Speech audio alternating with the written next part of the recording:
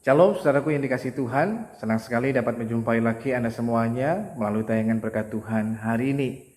Dalam Mazmur 133 ayat yang pertama sampai ayat yang ketiga, firman Tuhan mengatakan nyanyian ziarah Daud, sungguh alangkah baiknya dan indahnya apabila saudara-saudara diam bersama dengan rukun, seperti minyak yang baik di atas kepala meleleh ke janggut, yang meleleh ke janggut Harun dan ke leher jubahnya, seperti embun gunung Hermon yang turun ke atas gunung-gunung Sion.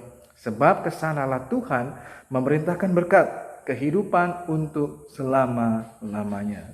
Saudara yang dikasihi Tuhan, apabila dalam kehidupan kita dapat tinggal ataupun diam bersama dengan rukun, baik itu dalam keluarga rumah tangga kita, ataupun dalam berjemaat, ataupun dalam bermasyarakat, maka itu merupakan sesuatu yang baik dan begitu indah, baik dalam pemandangan manusia ataupun juga dalam pemandangan Tuhan tentunya.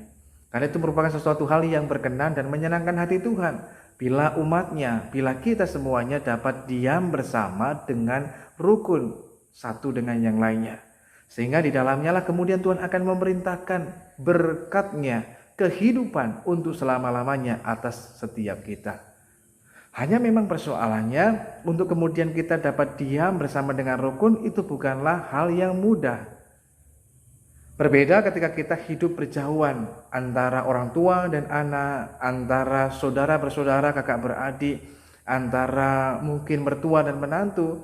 Ketika berjauhan itu biasanya saling merindukan, saling menyayangi dan memperhatikan. Namun akan berbeda ceritanya ketika mulai tinggal bersama.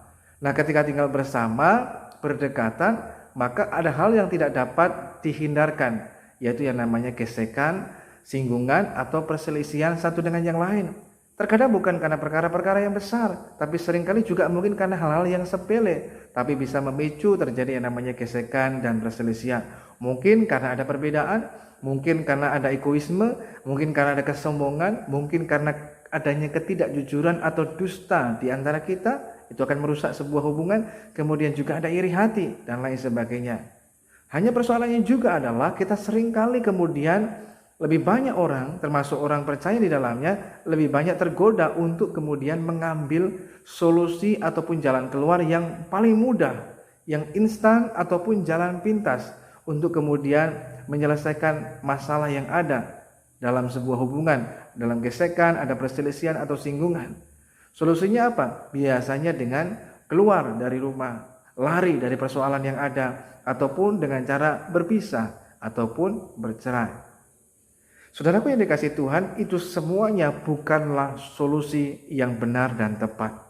Sebagai contoh, apabila sebuah rumah bocor, maka solusinya bukanlah kemudian kita pindah rumah, melainkan kita mesti perbaiki atapnya supaya tidak bocor lagi. Demikian pula dengan kehidupan kita.